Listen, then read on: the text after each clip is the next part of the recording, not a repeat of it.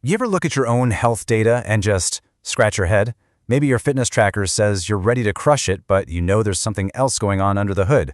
It can feel like the data is telling two completely different stories. Well, today we're diving into a real-world case that's a perfect example of this, a huge paradox that we're going to solve together. So here's our game plan. We're going to treat this whole thing like a detective story. First, we'll lay out the big contradiction, the central mystery. Then we'll investigate what's driving this person's amazing daily recovery, only to find a really weird twist, something I'm calling a metabolic whiplash. After that, we'll pull out the master logbook, the clinical history, to find the missing clues. And finally, we'll put all the pieces together for that full 360-degree view of what is really going on. All right, let's get right to the heart of the puzzle. We're looking at a person who, on paper, is considered very high risk. But at the same time, their body, on a day-to-day basis, is showing incredible signs of recovery. So the big question is, how on earth can both of these things be true at the exact same time? Okay, check this out. On one side, you have the clinical diagnosis, and believe me, it's serious. We're talking very high-risk coronary artery disease, type 2 diabetes, and hypertension. This is the long-term, big-picture stuff that makes you pay attention. But then, you look at their daily reality from a wearable, and you see an 84% good readiness score. That's basically the device saying, hey, you're recovering great. How do you even begin to square those two things? And this score, this 84, this is what makes the whole thing so fascinating. A score like that is a huge green light. It's your body telling you it's rested, it's resilient, it's ready to go. So the data isn't just a little conflicting. No, it's telling two completely opposite stories. What is going on here? Seriously, how is this possible? How can a system with such major, documented risks look so strong and resilient every single morning? That's the question we're here to answer.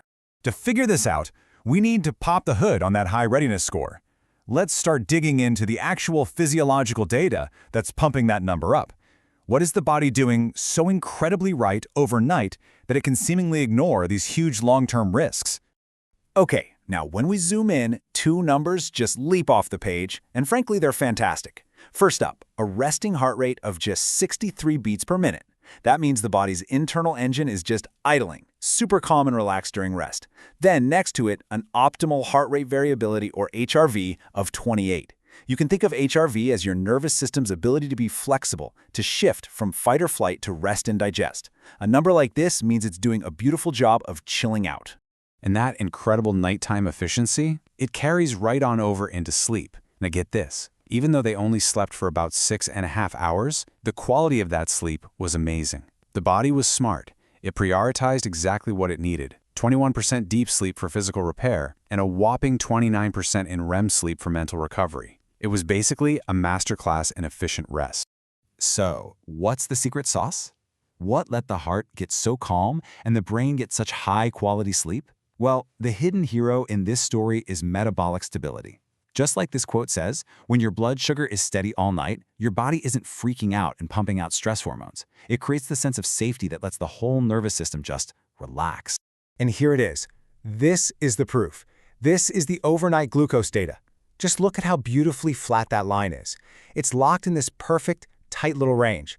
The body never had to deal with a fuel crisis. No crazy highs, no scary lows. And that freed up all its energy to focus on top-tier repair work. This right here, this is the engine that's driving that amazing readiness score. But just when you think you've got it all figured out, the story takes a turn. We've seen this incredible calm overnight, but as the sun comes up, things get complicated. We're about to uncover some hidden chaos, a metabolic whiplash that shows up every morning. This is where it gets super weird. Take a look at this little window between 9 a.m. and noon. During these 3 hours, we see the highest average glucose of the entire day, but, and this is the crazy part, this exact same time window is also when half of the entire month's low glucose events happen. Wait, what? How can you have the highest highs and the lowest lows all packed into the same time slot? And yep, this chart confirms it's not a fluke. Of the 4 times blood sugar crashed low in the whole month, 2 of them, fully half, are jammed right here in the late morning. This is not random. It's a clear pattern, a signal that something is going off the rails in that specific window. So what is causing this whiplash? We can call this metabolic whiplash. Here's how it works. You get a really fast spike in blood sugar, probably after breakfast. That spike triggers this massive response from the body or medication to bring it down, but the response is too aggressive, it's overzealous. It's like slamming on the brakes in your car so hard that you fly forward. The body overcorrects and boom, your glucose crashes way below where it's supposed to be. So now we've got this wild daily picture, right? Incredible stability at night, followed by total chaos in the morning. To really understand why this is happening, looking at one day isn't enough. We have to zoom out. It's time to consult the master logbook, the long-term clinical history that tells the whole story. The best way to think about this clinical record is like a ship's master logbook. It's got the entire history of the vessel, every repair that's been made, and its current condition. It gives us all the crucial backstory we need to make sense of what we're seeing today. And that logbook tells one heck of a story. Let's look at the A1c. That's the marker for your average blood sugar over a few months. You can see the whole journey. Back in 2012, they were at 5.7%, which is pre-diabetic territory. By 2024, that number climbed to 6.8%, firmly diabetic. But then look at the change by late 2025. It's down to 5.4%. That is an incredible turnaround. It shows this system is now extremely well managed. So how did they pull that off? Well, it isn't magic. It's a really powerful and modern combination of medications. There's a high-intensity statin managing cholesterol. You've got modern diabetes drugs like tirzepatide and metformin that are doing the heavy lifting to keep blood sugar stable. They're the reason for that beautiful flat overnight line. And other meds are carefully managing blood pressure and heart rate. These are the tools that are building that rock-solid foundation we saw in the data. Okay, time to bring it all home. We've seen the long-term risk, the amazing daily recovery, the chaotic morning volatility, and the powerful medications creating the stability. So what does it all mean when you put it all together? Let's take that 360-degree view. And here's the biggest takeaway of all. No single data point ever tells the whole story. Ever. If we only looked at the diagnoses, we'd be terrified. If we only looked at that readiness score, we'd think everything was perfect. The truth is both are correct, but on their own, they're completely misleading.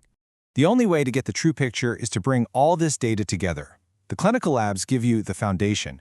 The CGM tells you the minute-by-minute story. The wearables shows you how your body is actually responding in real time. When you combine them, you go from having these confusing, separate pieces of information to one single, clear and actionable story. So that's one person's story, this really complex but ultimately understandable dance between huge long-term risk and incredible daily management. It really makes you think, doesn't it? If you could see all of your own health data woven together like this, what hidden stories, what paradoxes, and what opportunities might it tell you?